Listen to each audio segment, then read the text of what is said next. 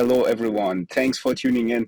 This is finally the start of our personal video series where we provide really great insights, hands-on approach onto IT infrastructure for small, medium-sized enterprise and startups. That will bring a great value for you. The purpose is to provide something for you that helps you to run your company in a very scalable way, have IT infrastructure that is top-notch, up to date, and for extremely little cost. And that's why we start the first day, the first video of our series with cloud computing. And why cloud computing? That has exactly the advantages that I already mentioned. It makes your IT infrastructure extremely scalable. It is extremely reasonable when it comes to cost nowadays. And especially it is extremely easily accessible. You can start right away with it. And so that you can do that, in fact, that's the purpose of this video. When you wonder why I am taking this video from the car, well, it is as usual, I got super busy after all, and I did not have to make the introduction of the video somewhere. So I had to stop on the way and quickly take the video shot. I hope that's all right for you. It shows you also that I know what I'm talking about. I run my own business. I give you, share a lot of my experience with you, and helps you hopefully as well from my consultant experience, and provides you all the tools to have a professional IT infrastructure running for your company that takes all the load of work away from the overhead and organizational work, that you can focus more on your core business, on your products. So then let's directly start with Google Cloud. As I already mentioned earlier, it doesn't really matter what cloud provider you use. I prefer Google Cloud in general because it has for me a nice GUI. So the interface is really nice. A lot of things are intuitive, and it has a wide range of features. I mean, when we start here, that's your starting point, where you can also choose your different projects that you have. So you can have different projects and then all kind of different setups, which makes it really nice to organize. And you can see on the left side that there are a lot of options that you can have. It has to be, and that is what I always appreciated, it can be as complicated as necessary and as simple as possible. So speaking of simple, we can directly go to our compute engine part, go to VM instances and create our first instance. And then we have already our cloud machine running, the first one. We can label it. For instance, we give this one a, let's say that one shall be a developer machine.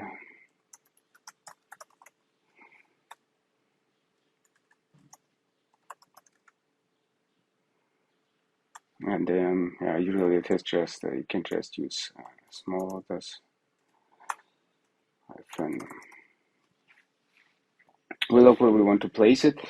That is a really nice feature. You can choose the region out of many. That is a huge advantage of Google Cloud over other cloud providers, because you can locate this machine in Europe, Middle East, Asia Pacific, United States, everywhere.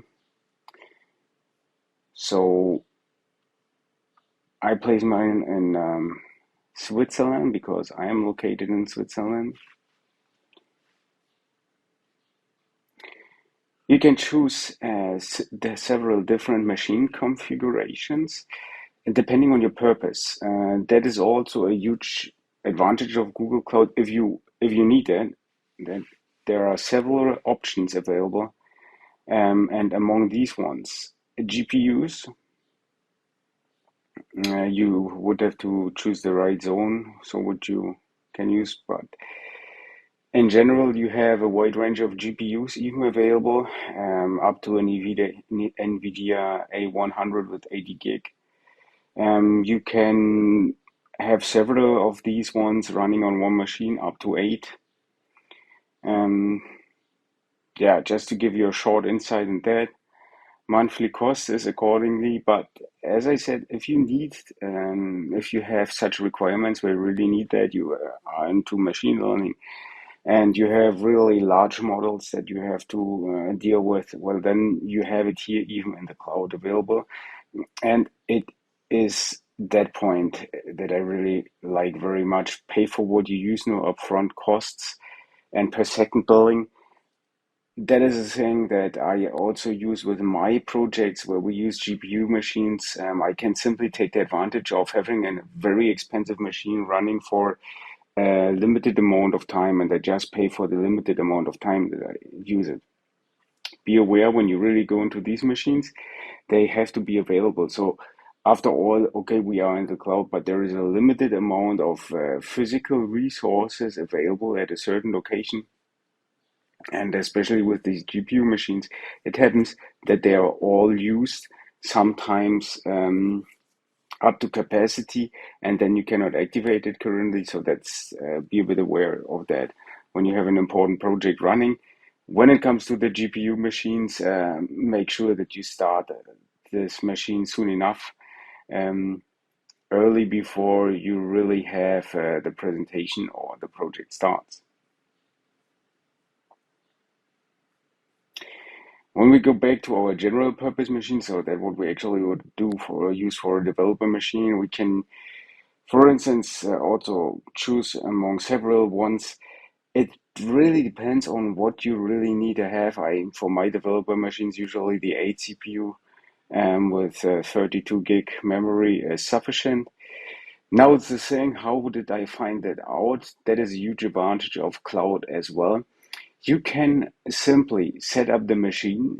Let's say when you build up some new infrastructure, you set up the first developer machine with 4 CPU, 16 gig, and hand it out to the first developer that you work with.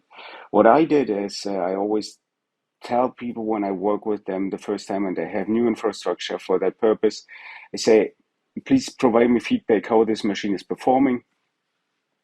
And and that way I make sure that they do not overpower these machines. So I started, let's say, with 4 CPU, 16 gig. Um, there are several other options you can go into that and through that in detail. Google um, has a great documentation on all these things. So let's say we have make sure fields are not filled. So which field is missing?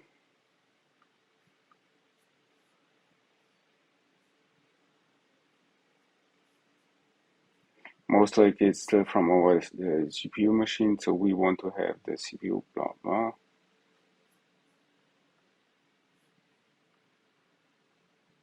Go to issues.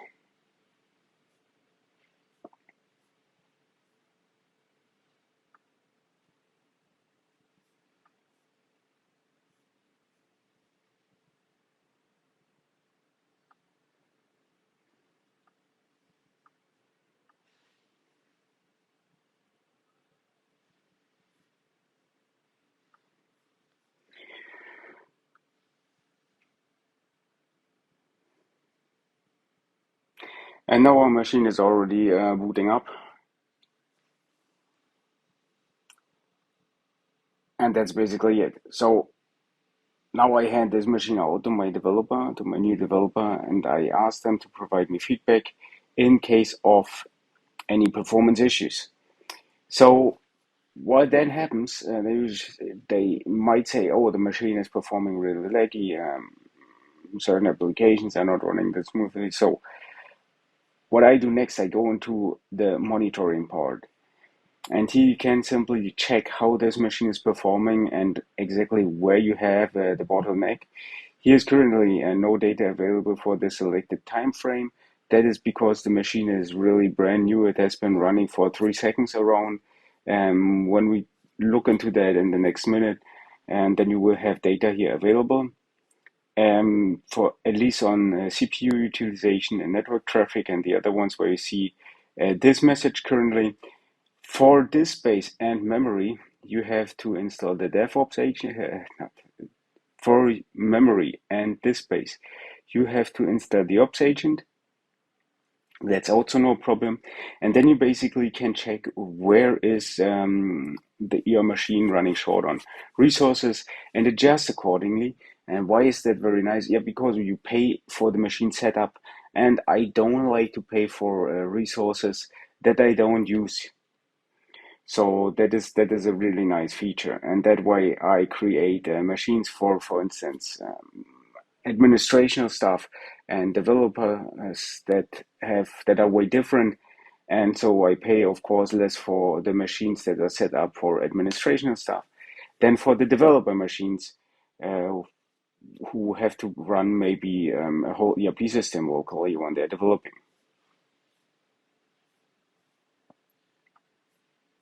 You can directly SSH in here from this machine. That's super easy. The nice thing is, on the very start, to give you a short insight also about the security that Google has, they run on SSH keys. So there is no password logon set up by default, which is high security level. But be aware when you share SSH that you have to activate it first. And though we are already in here in our machine, that's basically it. Now you can, if you, for instance, like to have make it a desktop machine, you can now install, for instance, software like No Machine, or if you set up a Windows machine, RDP, etc., and you can make it a window machine running in the cloud.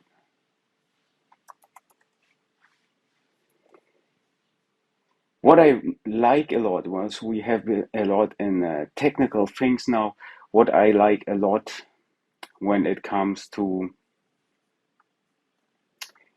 the cloud is that I simply get an invoice at the end of the month, for the certain machines, for the certain projects, etc.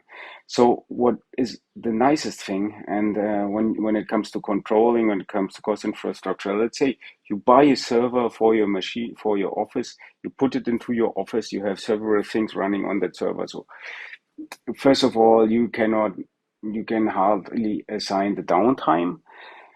You can have it running 24/7. Okay, that's fine. You can also do it here in the cloud. But now it comes to, if you really have to like to have different projects, how do you do it with the cost accounting? How do you assign the certain costs in the end to the certain um, cost centers, etc.?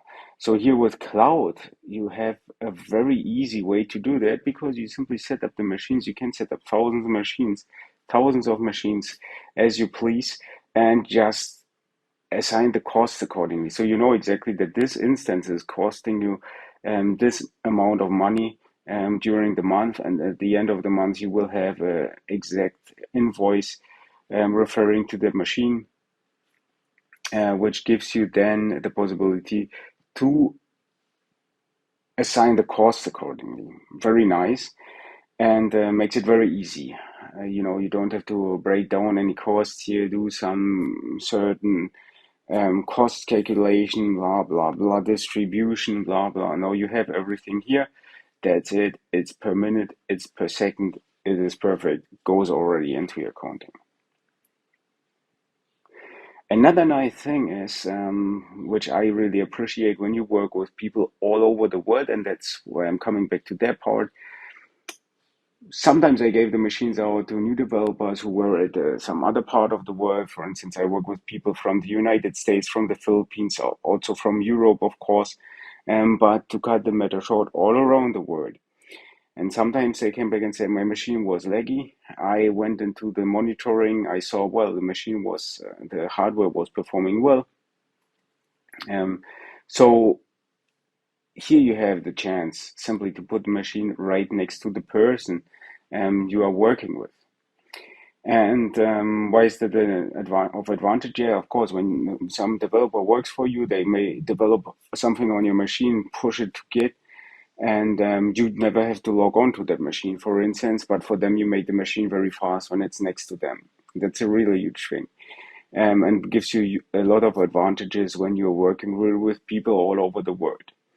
The second thing, what you're already hearing here from what I'm explaining, is that you simply have the chance to assign every person on your organization a dedicated machine. So why is that important? First of all, you give them the chance to work on your machines only, although they are working remotely. So you have the control over your data. It is really good to keep your data in the company. For instance, when you're working with freelancers, you give them their machine so they can keep all the data on this machine. They never have to download anything on their machine, keeps their machine clean, and you have always the control over your data.